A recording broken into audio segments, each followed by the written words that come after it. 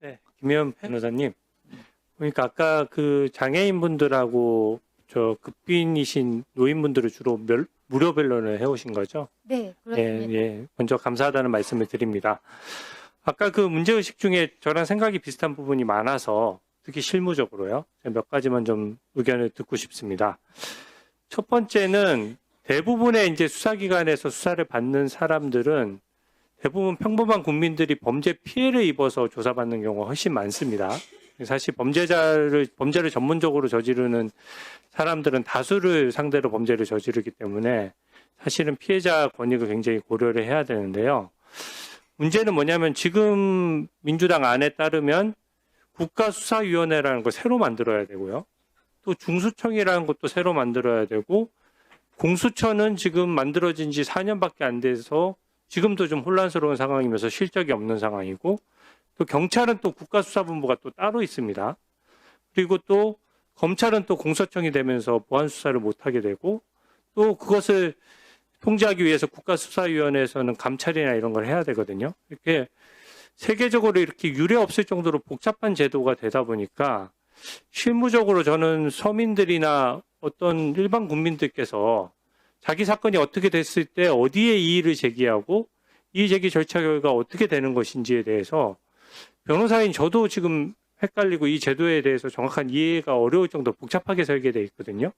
그 부분이 서민 피해로 직결된다고 보는데 좀 어떻게 생각하십니까?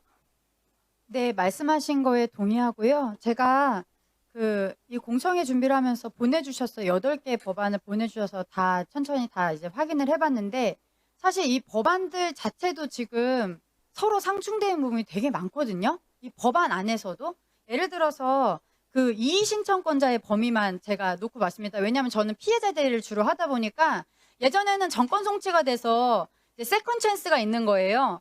경찰에서 무혐의 의견으로 송치됐다 그러면은 이제 피해자 입장에서는 더 할 거 있나 찾아보자 뭐 이렇게 해서 더 써내고 뭐 이렇게 말씀을 드리고 이런 게 있었는데 지금은 이제 그런 게 없어지고 이의 신청만 하다 보니까 그게 건당 330만 원인가 받는 변호사들도 생겼습니다. 그러니까 원래는 공짜였는데 몇백만 원이 드는 절차가 된 거죠. 그런데 그 이의 신청만 놓고 봤을 때 지금 그 국수입법에 따르면 피해자, 고소인, 고발인을 이의 신청할 수 있게 해놨는데 중수청법에 따르면 고소인과 고발인만 할 수 있게 돼 있고 또 수사절차법에 따르면 고소인만 할 수 있고 고발인은 또 제외하게 돼 있어요. 그래서 이거는 지금 비용 추계가 가능한 수준이 아니고 네. 이 법안 내에서 서로 진짜 연구 용역이라도 작게 돌리셔가지고 이게 상충되는 부분을 정리를 하시는 걸 한 다음에 비용 추계를 하셔야 되는 게 어떤가 심각하고 말씀하신 대로 지금 형사 변호사들도 형사 변호사들한테 물어보고 있는 수준이에요. 너무 복잡해졌기 때문에. 네.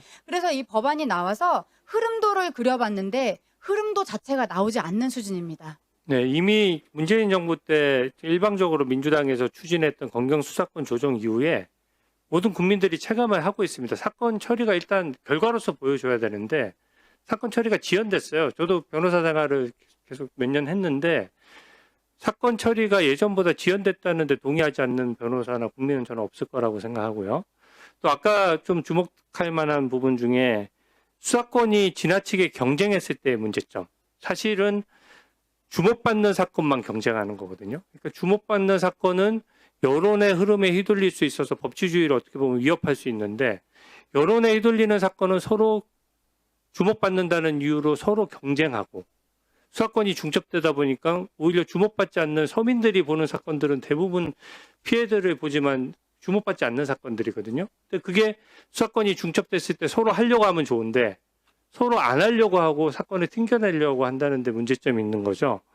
그래서 제가 하나만 예를 들면 30만 원 인터넷 사기 사건 같은 경우에 누가 이제 뭘 사겠다고 해서 서민 입장에서 30만 원 사기당하면은 며칠 밤낮을 분해서 잠을 못 자요. 그런 사건이 계속 일어나는 이유는 고발해봤자 제대로 밝혀주지도 않고 만약에 중요 사건 수사하듯이 하면 당연히 밝힐 수 있죠. 근데 너무 오래 걸리니까 차라리 그런 절차적인 피곤함을 감수하고 그냥 피해를 감수하니까 그 사기 범죄가 근절이 안 되는 거거든요. 그래서 그런 점에 있어서 이 수사권이 중첩됐을 때 피해자의 그 서민들이 보는 어떤 피해에 대해서 오히려 수사가 안 이루어질 수 있다는 부분에 대해서 조금만 더 설명해 주십시오. 제가 정말 체감하는 부분인데 약간 놀라실 수도 있는데요. 저는 주로 그 이제 돈을 안 받으면서 돈을 안 받고 하기 때문에 돈을 낼 수 있는 분들 사건은 하지 않아요. 그러니까 주로 이제 시체가 되신 분이나 아니면은 학대 같은 걸로 인해서 중증 장애가 된 분들만 변호를 하거든요. 그래서 수사권 조정 전에는 이제 체감하는 것만 말씀드리면 시설에서 변사체로 발견되거나 이제 너무 많이 맞아서 굉장히 더 중한 장애가 됐다, 장애인이. 그런 사건은 입건이 됐습니다. 지금은 죽었는데 CCTV가 없으면 입건되지 않아요. 실제로 그 사건을 여러 개 경험했고요. 하나 더 있습니다. 아동학대도요.